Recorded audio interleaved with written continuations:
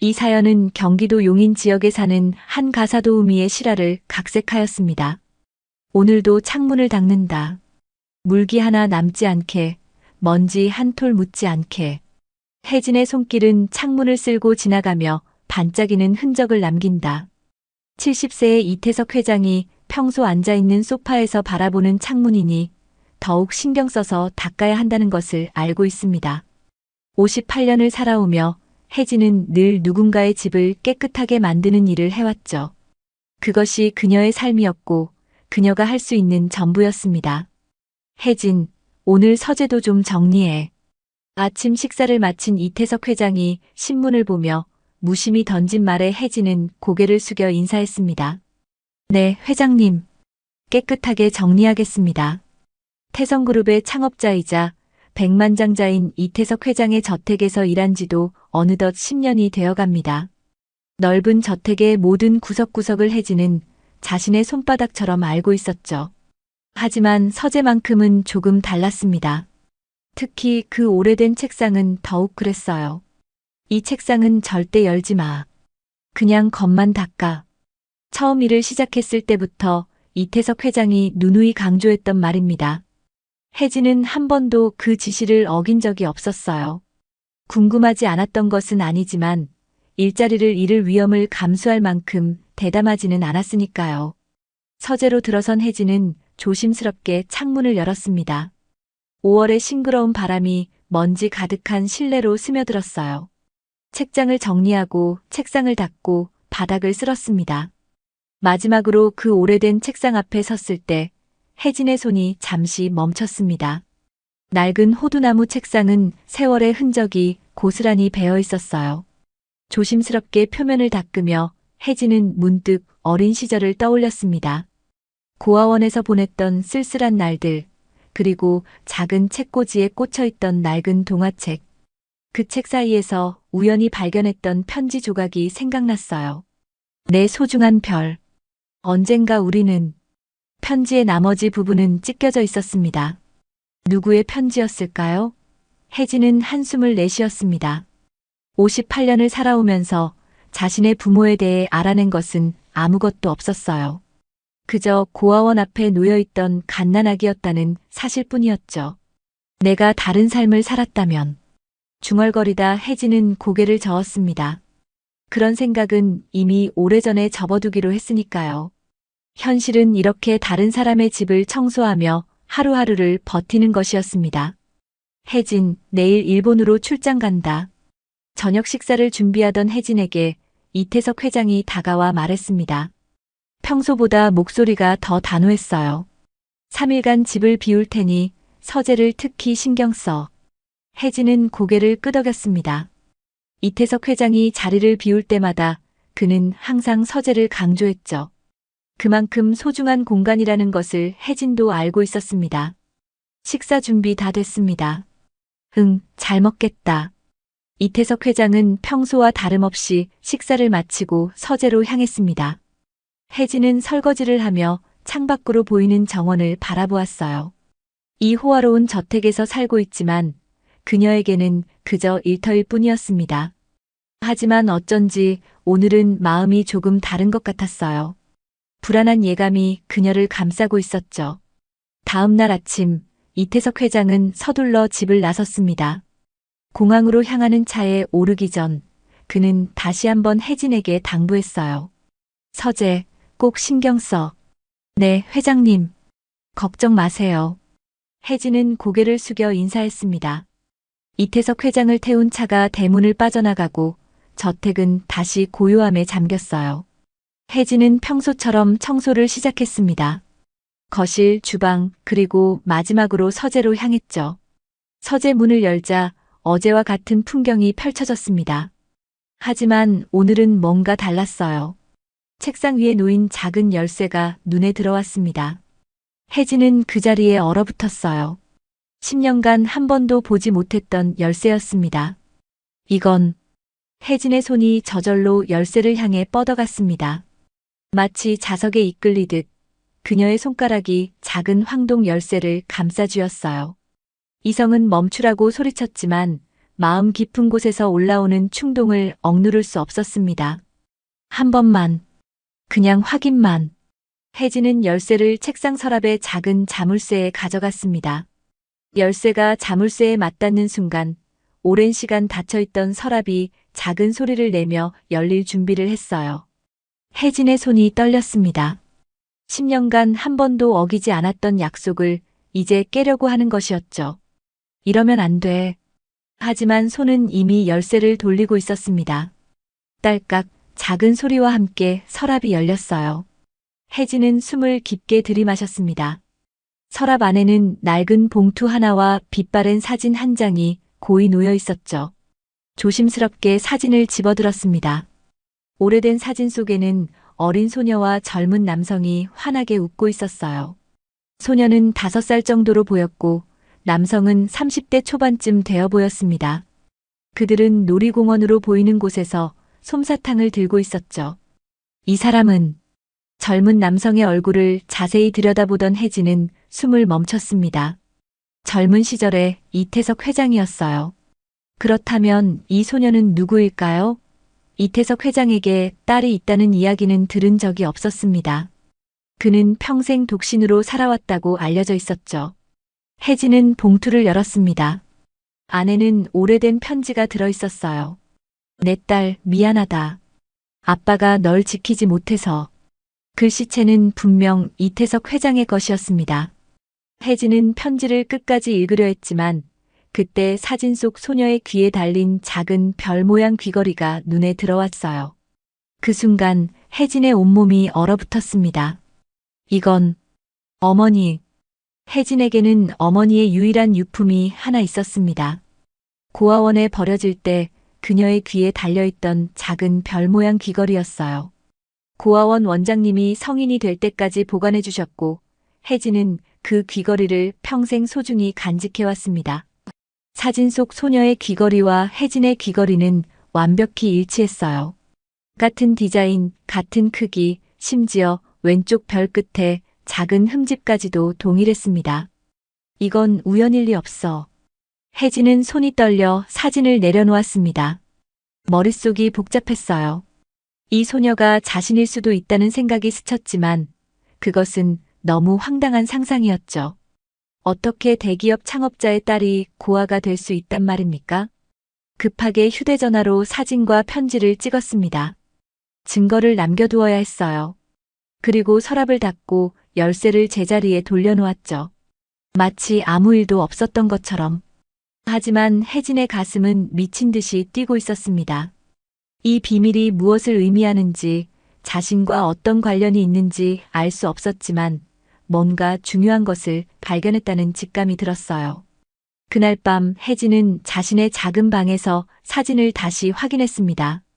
그리고 오랫동안 만지지 않았던 별 모양 귀걸이를 꺼내 사진 속 귀걸이와 비교했어요. 의심의 여지가 없었습니다. 완벽히 일치했죠. 어머니, 이게 무슨 의미일까요? 혜진은 밤새 잠을 이루지 못했습니다. 온갖 생각이 머릿속을 맴돌았어요. 자신이 정말 이태석 회장의 잃어버린 딸이라면? 그렇다면 왜 그는 10년 동안 자신을 가사도우미로 두었을까요? 알고 있었던 걸까요? 아니면 모르고 있었던 걸까요? 아침이 밝았습니다. 혜진은 눈 밑에 다크서클을 감추기 위해 평소보다 화장을 조금 더 진하게 했어요. 오늘은 더 많은 단서를 찾아야 했습니다.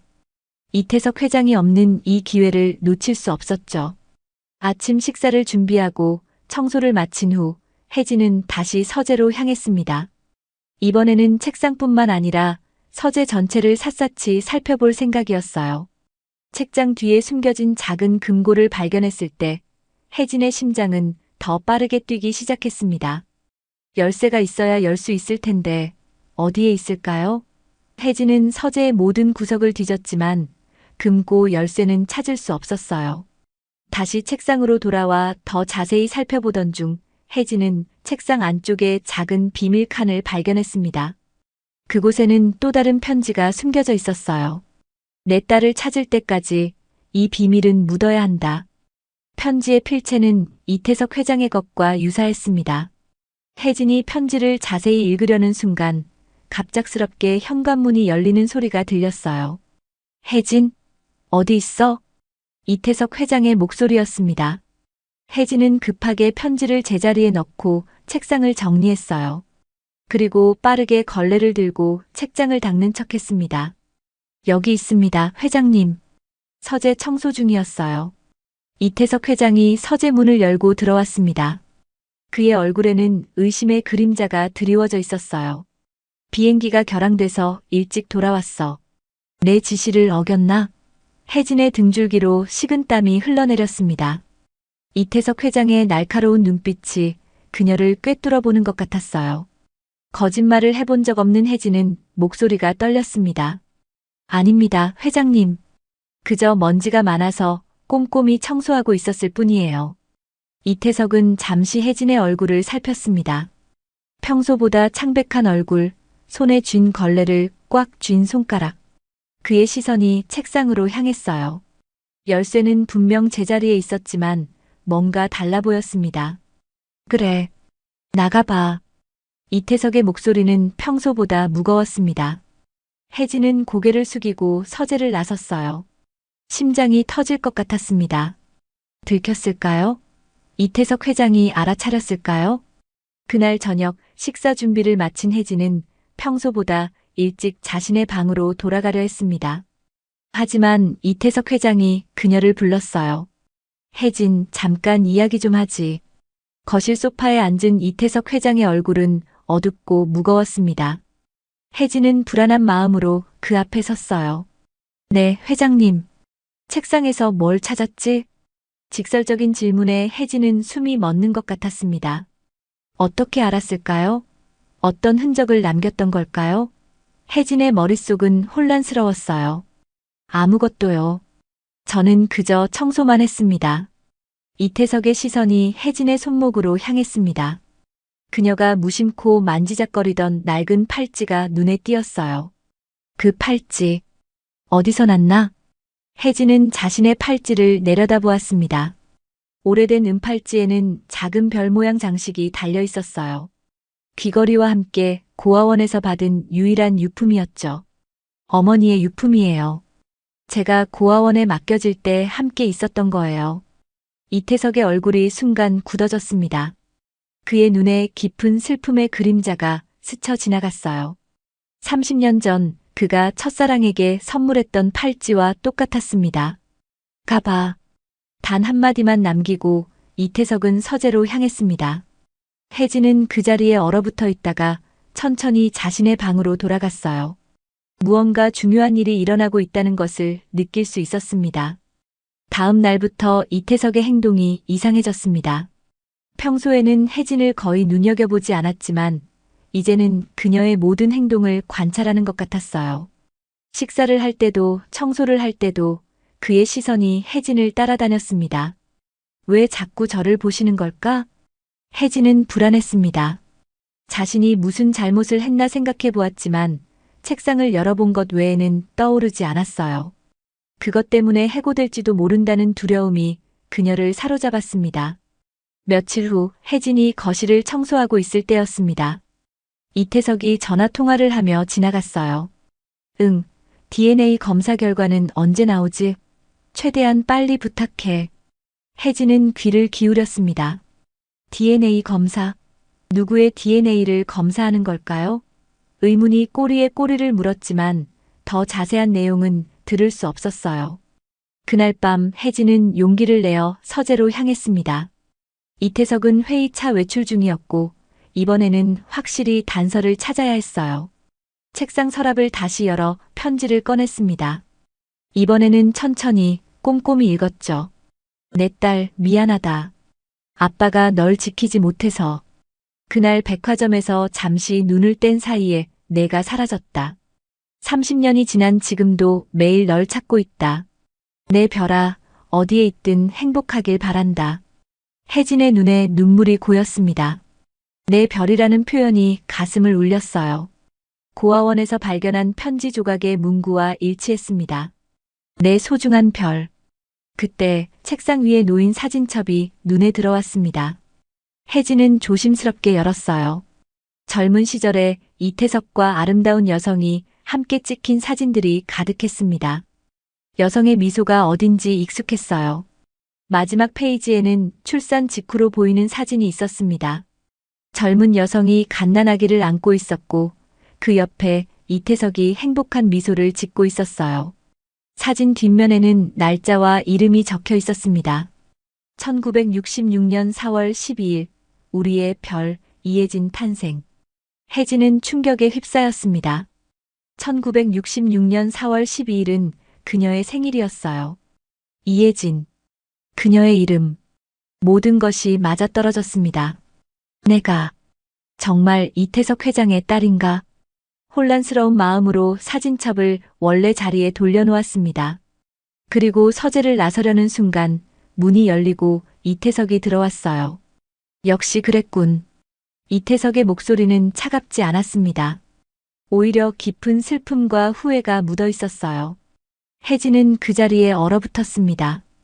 회장님, 저는 죄송합니다. 앉아봐, 혜진. 이태석은 서재의 소파를 가리켰습니다. 혜진은 떨리는 다리로 걸어가 앉았어요. 이태석도 그녀 맞은편에 자리했습니다. 궁금한 게 있을 테지? 혜진은 몸을 움츠렸습니다. 수십 년간 가슴에 품어온 질문들이 목구멍까지 차올랐지만 그 많은 질문 중 어떤 것을 먼저 꺼내야 할지 알 수 없었어요. 그저 이태석의 얼굴을 바라볼 뿐이었습니다. 네. 너무 많아서 뭐부터 물어야 할지 모르겠습니다. 이태석은 깊은 한숨을 내쉬었습니다. 그의 눈가에 주름이 깊게 패였어요. 70살의 그는 갑자기 더 늙어 보였습니다. 내가 먼저 말할게. 너를 검사했다. 검사요? DNA 검사. 내가 사용하는 컵에서 샘플을 채취했어. 혜진은 숨을 들이켰습니다. 그래서 이태석이 최근 그녀의 행동을 유심히 지켜보았던 것이었군요. 이태석은 주머니에서 종이 한 장을 꺼내 혜진에게 내밀었어요. 결과가 나왔다. 너는 내 딸이야. 시간이 멈춘 것 같았습니다. 혜진의 귓가에 심장 박동 소리만 크게 울렸어요. 그녀가 오랫동안 찾아 헤매던 진실이 이렇게 갑작스럽게 드러날 줄은 몰랐습니다.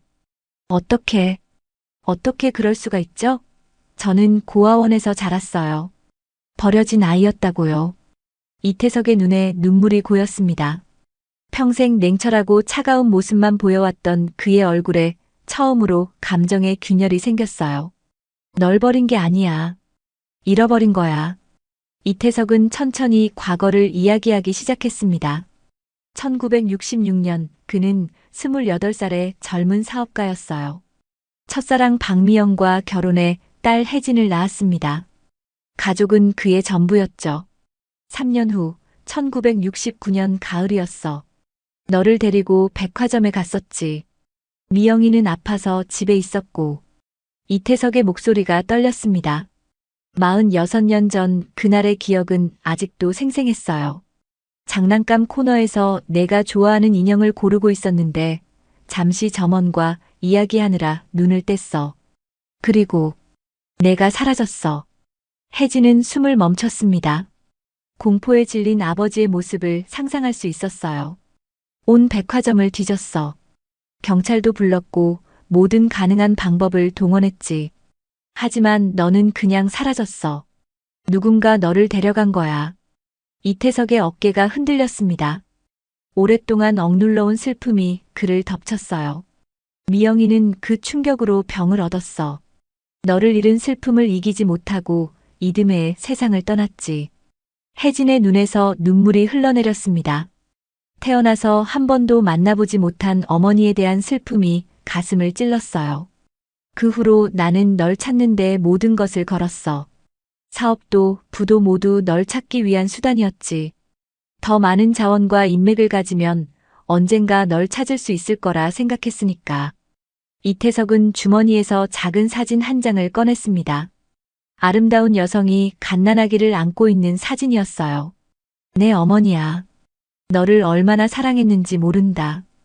혜진은 떨리는 손으로 사진을 받았습니다. 어머니의 얼굴을 처음 보는 순간이었어요. 그녀의 미소는 따뜻했고 눈빛은 사랑으로 가득했습니다. 근데 어떻게 저를 알아보지 못하셨어요? 10년 동안 함께 지내면서 이태석은 고개를 저었습니다. 후회와 자책이 그의 목소리에 묻어났어요. 30년이 지났으니까 새 살배기 딸의 모습과 50대 여성을 어떻게 연결시킬 수 있었겠어? 게다가 내 딸은 이미 죽었다고 생각했어. 혜진은 놀라 고개를 들었습니다. 죽었다고요? 10년 전 내가 너를 고용하기 직전이야. 한 사립 탐정이 찾아와서 실종된 내 딸의 흔적을 찾았다고 했어. 고아원에 맡겨졌다가 미국으로 입양됐는데 20대 때 교통사고로 사망했다는 거였지. 이태석의 손이 떨렸습니다. 혜진은 그의 고통을 느낄 수 있었어요. 그래서 모든 희망을 접었어. 널 찾는 일을 그만두고 그저 사업에만 몰두했지. 그런데 왜 저를 고용하셨어요? 이태석의 눈에 뭔가 떠오른 듯한 빛이 스쳤습니다. 내가 이력서를 냈을 때 뭔가 끌렸어. 그냥 느낌이랄까? 내 이름이 혜진이라는 것도 인상적이었고. 하지만 정말 내 딸일 거라고는 꿈에도 생각 못했지. 혜진은 머릿속이 복잡했습니다. 58년을 살아오면서 자신의 정체성은 고아였어요. 버려진 아이, 아무도 원하지 않은 아이. 그런데 갑자기 자신이 사랑받던 아이였다는 사실을 알게 되었습니다. 잃어버린 아이, 찾아 헤매던 아이. 저는 어떻게 고아원에 가게 된 걸까요? 이태석도 고개를 저었습니다. 그것은 그도 알 수 없는 미스터리였어요. 누군가 너를 백화점에서 데려갔을 거야. 어떤 이유에서인지 고아원에 맡긴 거고. 제 별 모양 귀걸이와 팔찌는요? 내 3번째 생일에 선물했던 거야. 내가 별을 좋아해서 내 별이라고 불렀지. 혜진의 기억 속에서 희미한 조각들이 맞춰지기 시작했습니다. 별이 총총한 하늘을 바라보며 웃는 여자의 얼굴, 큰 손에 이끌려 걷던 느낌, 달콤한 솜사탕 맛. 저도 가끔 꿈에서 본 것 같아요. 어렴풋이 기억나는 것 같기도 하고. 이태석의 얼굴에 희망이 번졌습니다. 50년 가까이 기다려온 순간이었어요. 정말이니? 혜진은 눈을 감았습니다. 오랫동안 잊고 있던 기억의 조각들을 끄집어내려 애쓰는 모습이었어요. 그녀의 이마에 주름이 잡혔습니다. 정확한 장면이라기보다 느낌이에요. 누군가 제 머리를 쓰다듬는 따뜻한 손길, 달콤한 냄새, 그리고 웃음소리. 혜진의 눈에서 다시 눈물이 흘러내렸습니다. 3살 무렵의 기억이란 게 과연 존재할 수 있을까요? 아니면 그저 자신이 원하는 방향으로 만들어낸 환상일까요? 구분할 수 없었어요. 이태석은 책상 서랍에서 낡은 앨범을 꺼냈습니다. 그의 손길이 조심스러웠어요. 마치 보물을 다루듯이. 이건 내가 태어나서부터 사라지기 전까지의 앨범이야. 3년이 고작이지만 앨범을 펼치자 아기 혜진의 모습이 나타났습니다. 갓난아기부터 걸음마 떼는 모습, 첫 생일, 2번째 생일. 그리고 마지막 페이지에는 별 모양 귀걸이를 한 웃는 모습의 3살배기 혜진이 있었어요. 이게 내가 가진 마지막 사진이야. 혜진은 사진을 하나하나 들여다보았습니다. 낯선 아이의 모습이었지만 동시에 이상하게 친숙했어요. 특히 눈의 모양과 웃을 때 생기는 보조개는 지금의 그녀와 똑같았습니다. 그럼 이제 어떻게 해야 하나요? 이태석은 잠시 침묵했습니다.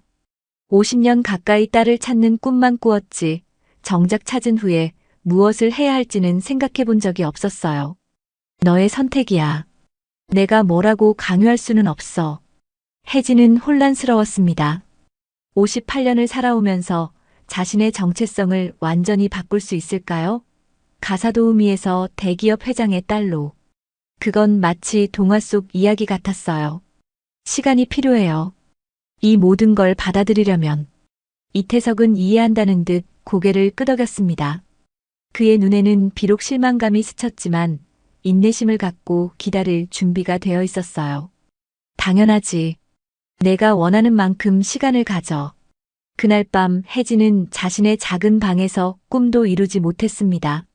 오랫동안 꿈꿔왔던 가족을 찾았지만 그 기쁨보다는 혼란과 두려움이 더 컸어요. 자신이 알던 세상이 하루아침에 뒤집어진 느낌이었습니다. 다음 날 아침 혜진은 평소처럼 일어나 아침 식사를 준비했습니다. 이태석이 식탁에 앉았을 때 그들 사이에는 묘한 긴장감이 흘렀어요. 잘 잤니? 이태석의 목소리는 조심스러웠습니다. 이태석의 목소리는 조심스러웠습니다. 그는 더 이상 고용주가 아닌 아버지로서 말하려 했지만 50년의 공백을 하루아침에 메울 수는 없었어요. 네. 그럭저럭요. 혜진은 커피를 내리며 무심코 흥얼거렸습니다. 어떤 노래인지 의식하지 못했지만 이태석의 얼굴이 갑자기 밝아졌어요. 그 노래. 혜진은 멈추고 그를 바라보았습니다. 뭐가요? 내가 흥얼거리던 노래. 내 어머니가 늘 불러주던 자장가야. 혜진은 놀라움에 커피포트를 떨어뜨릴 뻔했습니다. 그녀도 자신이 어디서 그 멜로디를 알게 되었는지 기억나지 않았어요. 그저 마음이 불안할 때면 저절로 흥얼거리곤 했습니다. 정말요? 저도 모르게 나온 건데. 이태석의 눈에 다시 눈물이 고였습니다. 이건 우연이 아니었어요. 피는 물보다 진한 법이었죠. 내 어머니는 노래를 정말 좋아했어. 특히 그 자장가는 매일 밤 너를 재울 때 불러주곤 했지. 혜진은 어머니의 사진을 다시 꺼내보았습니다. 아름다운 미소를 지닌 여성이 자신을 향해 노래를 부르는 모습을 상상해 보았어요. 심장이 아팠습니다. 어머니에 대해 더 알려주세요. 이태석의 눈이 먼 곳을 바라보았습니다. 50년 전의 기억을 되살리는 듯 했어요. 미영이는 음악 선생님이었어. 우리는 대학 음악 동아리에서 만났지. 내가 기타를 치고 그녀가 노래를 불렀어. 정말 아름다운 목소리였어. 혜진은 자신도 모르게 미소 지었습니다. 평생 알지 못했던 부모님의 로맨스를 듣는 것은 신기한 경험이었어요. 어떻게 결혼하게 되셨어요? 3년을 사귀었지. 내가 25, 미영이가 23이었을 때 결혼했어. 부모님들은 반대했어. 내가 사업을 시작한 지 얼마 되지 않아서 불안정했거든. 하지만 우린 너무 사랑했어. 이태석의 얼굴에 따뜻한 추억이 번졌습니다. 청춘의 열정과 사랑이 담긴 시간이었죠. 결혼하고 1년 후에 내가 태어났어. 우리 인생에서 가장 행복한 순간이었지. 혜진은 목이 메었습니다. 자신이 그토록 사랑받던 아이였다는 사실이 아직도 믿기지 않았어요. 저는 고아원에서 늘 외로웠어요. 다른 아이들은 모두 입양되었는데 저만 남겨졌거든요. 이태석의 얼굴이 고통으로 일그러졌습니다. 딸이 겪었을 외로움과 상처를 생각하니 가슴이 찢어지는 듯 했어요. 미안하다. 정말 미안해. 아빠가 너를 찾았어야 했는데. 혜진은 머리를 저었습니다. 이제와 원망해봐야 무슨 소용이 있을까요? 아니에요. 어쩔 수 없는 일이었잖아요. 그리고 이렇게 다시 만났잖아요. 서로 바라보는 두 사람의 눈에는 복잡한 감정이 교차했습니다. 슬픔과 기쁨, 후회와 희망. 50년의 시간은 쉽게 지워질 수 없었지만 새로운 시작을 할 수 있는 기회가 있다는 것만으로도 감사했어요. 혜진아. 이태석이 조심스럽게 불렀습니다. 처음으로 그녀를 딸로서 부르는 순간이었어요. 네. 이제 내가 여기 살았으면 해. 가사 도우미가 아닌 내 딸로서. 혜진은 이태석의 제안에 마음이 흔들렸습니다. 그녀의 인생에서 누군가가 진심으로 자신을 원한다고 말한 적은 없었어요. 고아원에서도 그 이후의 삶에서도 그녀는 늘 주변인이었죠. 하지만 지금 이 순간만큼은 누군가의 중심에 서 있었습니다. 정말 그래도 될까요? 저는 회장님의 딸 역할을 할 준비가 되어 있지 않아요. 이태석은 따뜻한 미소를 지었습니다. 70년의 세월이 새겨진 그의 얼굴에 젊음의 기운이 돌았어요. 회장님이라고 부르지 마. 아버지라고 불러줘도 되고 그게 부담스럽다면 그냥 이름으로 불러도 좋아. 혜진은 고개를 숙였습니다. 아버지라는 단어는 그녀의 인생에서 한 번도 사용해 본 적 없는 단어였어요. 너무 무겁고 너무 의미가 크게 느껴졌습니다. 시간이 필요해요. 갑자기 모든 게 바뀌어서 이해해. 서두르지 않을게. 이태석은 부드럽게 말했지만 그의 눈에는 간절함이 묻어났어요. 50년을 기다려온 사람의 애타는 마음이었습니다. 그날 이후 저택의 분위기가 조금씩 바뀌기 시작했습니다. 혜진은 여전히 아침 식사를 준비했지만 이태석은 그녀가 함께 식탁에 앉기를 원했어요. 처음에는 어색했지만 조금씩 대화가 자연스러워졌습니다. 오늘은 뭐 할 거니? 아침 식사를 하며 이태석이 물었습니다. 혜진은 잠시 당황했어요. 지난 10년간 그는 그녀의 일과에 관심을 가진 적이 없었습니다. 평소처럼 청소하고 빨래하고. 아니, 그런 일은 이제 그만둬. 내가 하고 싶은 일을 해. 혜진은 포크를 내려놓았습니다. 하고 싶은 일? 그녀는 평생 해야만 하는 일만 해왔지 하고 싶은 일을 생각해 본 적이 없었어요. 잘 모르겠어요. 제가 뭘 좋아하는지도 잘 모르겠네요. 이태석의 눈에 슬픔이 스쳤습니다. 그의 딸이 자신의 욕망과 열정을 발견할 기회조차 없었다는 사실이 가슴 아팠어요. 그럼 찾아보자. 내가 어릴 때는 그림 그리는 걸 좋아했어. 온 집안 벽지에 낙서를 하곤 했지. 혜진은 웃음을 터뜨렸습니다. 자신이 그런 장난꾸러기였다니 상상이 가지 않았어요. 정말요? 전 항상 얌전한 아이였는데. 천만에. 내 별명이 태풍 혜진이었어. 내가 지나간 자리는 항상 엉망이 됐으니까. 두 사람은 웃음을 나누었습니다. 그 순간만큼은 50년의 공백이 조금 좁혀진 것 같았어요. 일주일이 지났습니다. 혜진은 이태석의 제안으로 저택 내 작은 방 하나를 자신만의 공간으로 꾸미기 시작했어요. 그녀는 조심스럽게 그림 도구를 사달라고 요청했고 이태석은 기쁘게 최고급 미술 용품을 준비해 주었습니다. 그림을 그려볼까 해요. 어릴 때 좋아했다고 하셨으니. 혜진은 붓을 들고 캔버스 앞에 앉았습니다. 처음에는 무엇을 그려야 할지 몰라 망설였지만 곧 손이 저절로 움직이기 시작했어요. 그녀가 그린 첫 그림은 별이 가득한 밤하늘이었습니다.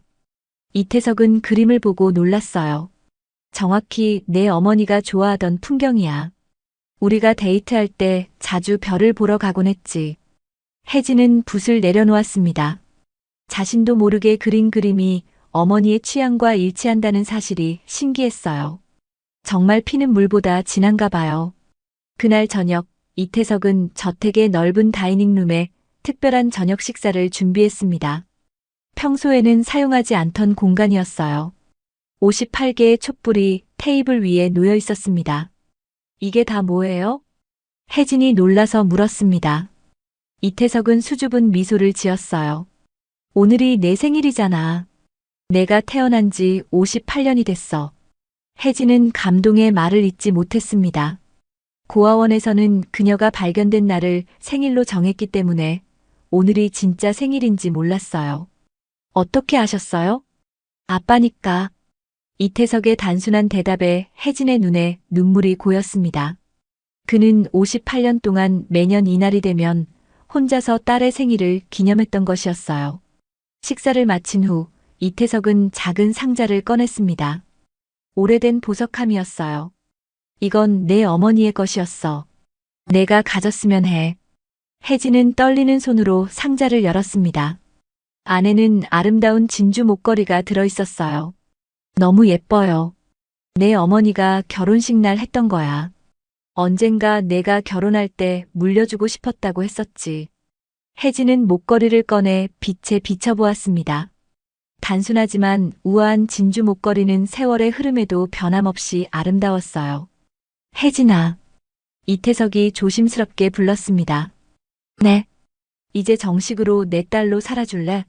모든 법적 절차를 밟아서 내가 이태석의 딸 이혜진으로 인정받게 하고 싶어. 혜진은 숨을 깊게 들이마셨습니다. 이것은 단순한 제안이 아니었어요.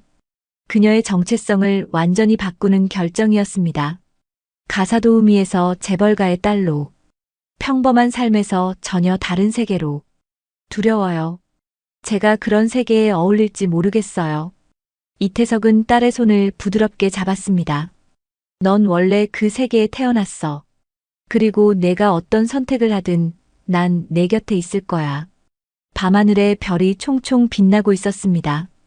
혜진은 저택의 넓은 테라스에 서서 하늘을 올려다보았어요. 이태석의 제안이 그녀의 마음속에서 맴돌고 있었습니다. 그의 딸로 공식적으로 인정받는다는 것, 그것은 단순한 신분 변화가 아닌 그녀의 존재 자체를 재정의하는 일이었죠. 고민이 많구나. 이태석이 조용히 다가와 그녀 옆에 섰습니다. 그도 하늘을 바라보고 있었어요. 네. 모든 게 너무 빨리 변하고 있어서요. 억지로 서두를 필요는 없어. 우리에겐 시간이 있으니까. 하지만 이태석의 목소리에는 미세한 떨림이 있었습니다. 70세의 그에게 시간이란 단어는 젊은이들과는 다른 무게를 가지고 있었어요. 당신은, 아버지는 어떤 계획이 있으세요?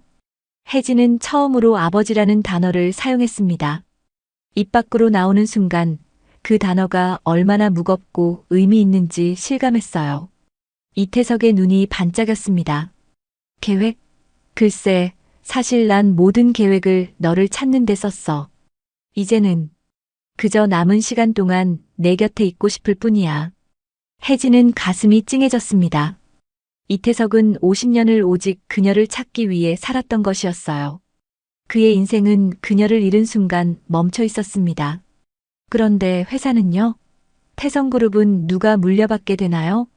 이태석은 쓴웃음을 지었습니다. 내가 관심 있니?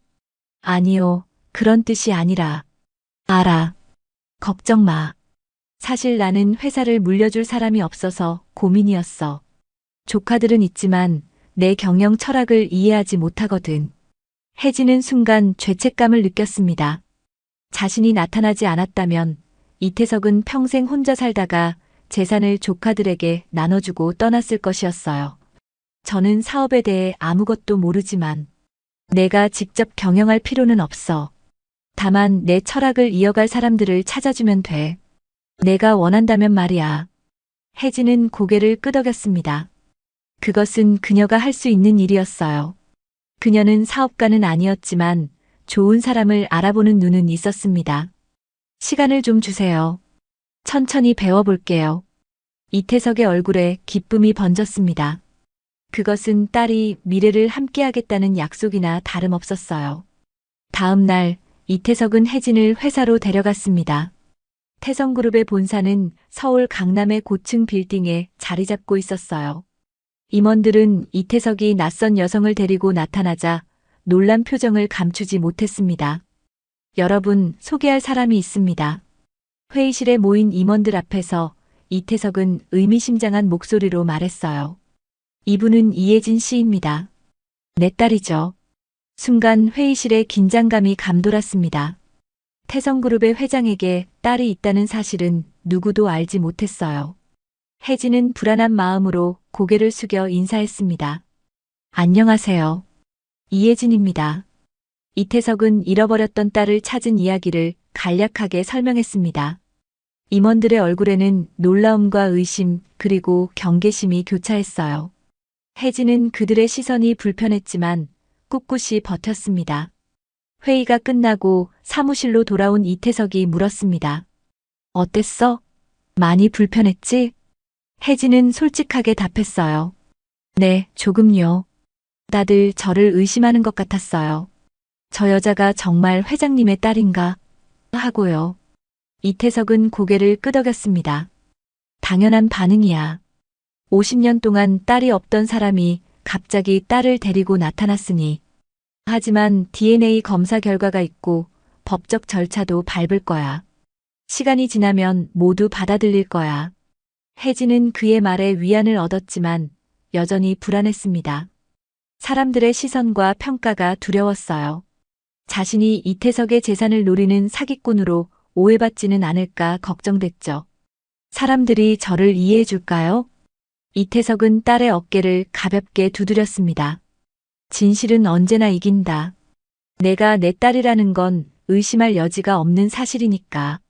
그날 저녁 이태석은 변호사를 집으로 불렀습니다. 법적 절차를 시작하기 위해서였어요. 혜진은 긴장된 마음으로 서재에 앉아 있었습니다. 회장님, 이런 경우는 매우 특이한 사례입니다. 성인이 된 자녀를 뒤늦게 인지하는 것은 법적으로 가능하지만 언론의 관심을 피하기는 어려울 겁니다. 변호사의 말에 이태석은 단호하게 대답했어요. 상관없어. 필요한 모든 절차를 밟아. 혜진이 법적으로 내 딸로 인정받을 수 있도록. 혜진은 자신의 미래가 결정되어 가는 것을 지켜보았습니다. 한편으로는 두렵고 한편으로는 기대됐어요. 오랫동안 그녀를 괴롭혔던 정체성의 의문이 마침내 해결되는 순간이었습니다. 변호사가 떠난 후 이태석은 혜진에게 물었습니다. 후회 없니? 아직 마음을 바꿀 수 있어. 혜진은 고개를 저었습니다. 결정은 이미 내려졌어요. 괜찮아요. 이게 제 운명인 것 같아요. 그동안 제가 누구인지 알지 못한 채 살아왔는데 이제는 알고 싶어요.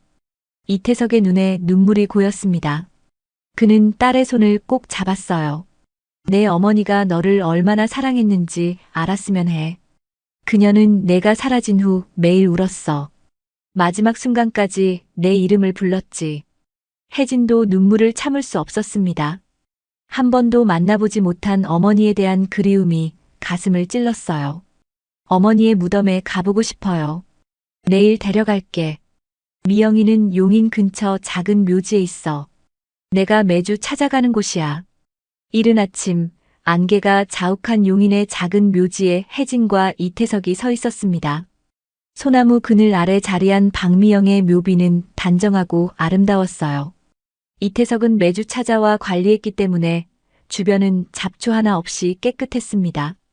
여기야. 내 어머니. 이태석의 목소리가 떨렸습니다.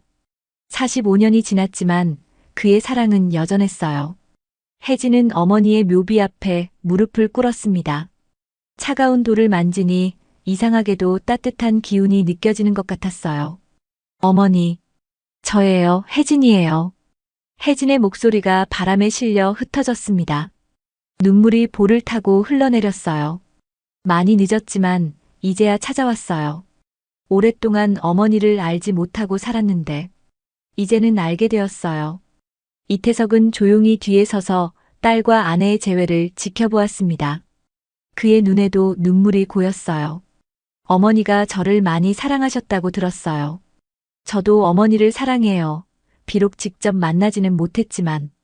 혜진은 가져온 꽃다발을 묘비 앞에 조심스럽게 놓았습니다. 흰 백합은 이태석에 따르면 미영이 가장 좋아했던 꽃이었어요. 이제부터 자주 찾아올게요. 아버지와 함께요. 혜진이 일어서자 이태석이 다가와 그녀의 어깨를 부드럽게 감쌌습니다. 부녀는 한동안 말없이 묘비를 바라보았어요. 시간이 멈춘 것 같았습니다. 내 어머니가 너를 찾았다는 걸 알면 정말 기뻐할 거야.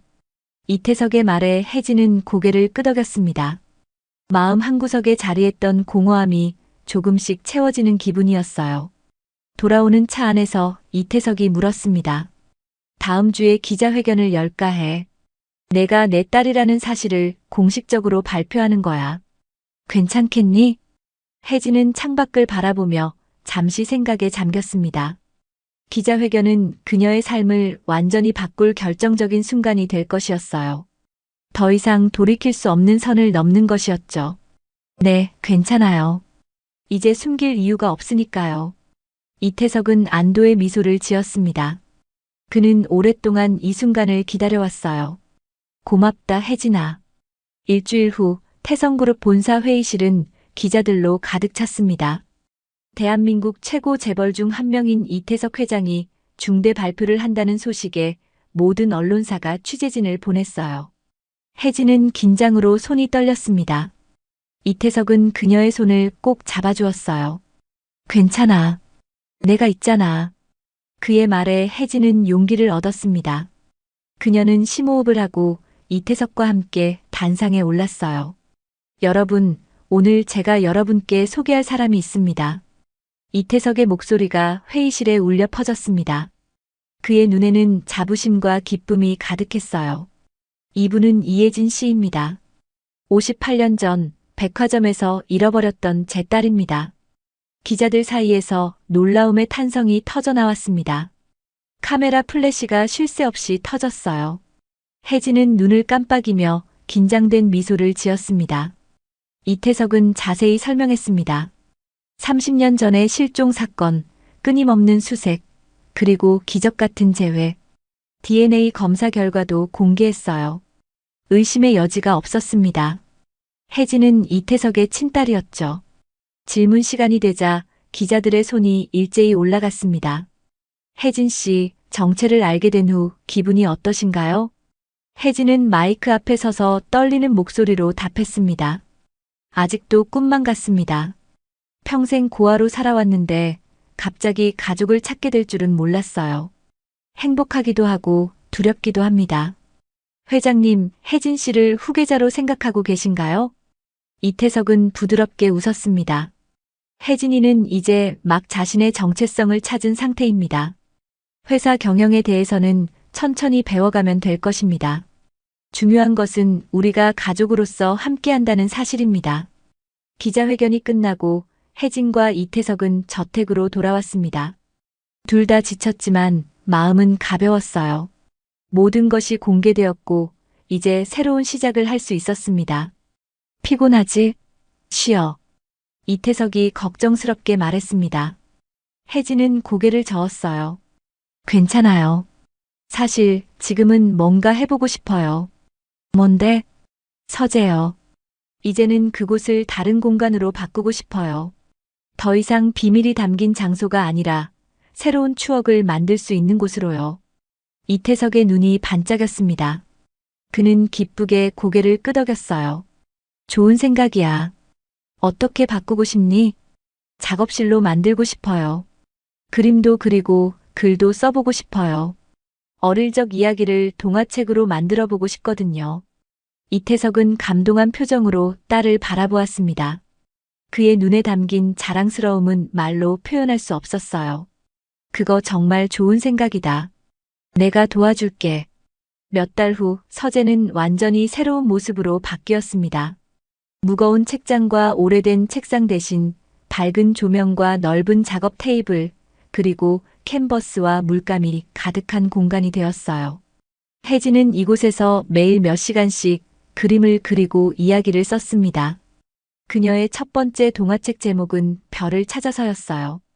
잃어버린 별을 찾아 여행을 떠나는 어린 소녀의 이야기였습니다. 이태석은 딸의 원고를 읽고 눈물을 흘렸어요. 아름다워. 내 어머니가 봤다면 정말 자랑스러워했을 거야. 출판사에 보낸 원고는 바로 계약이 성사되었습니다. 물론 이태석의 이름이 도움이 되었겠지만 혜진의 이야기는 그 자체로 감동적이었어요. 책이 출간된 날 혜진은 첫 번째 책을 들고 어머니의 묘지를 찾았습니다. 어머니, 제 이야기예요. 잃어버렸던 시간, 그리고 다시 찾은 가족에 관한 이야기요. 어머니도 읽어주세요.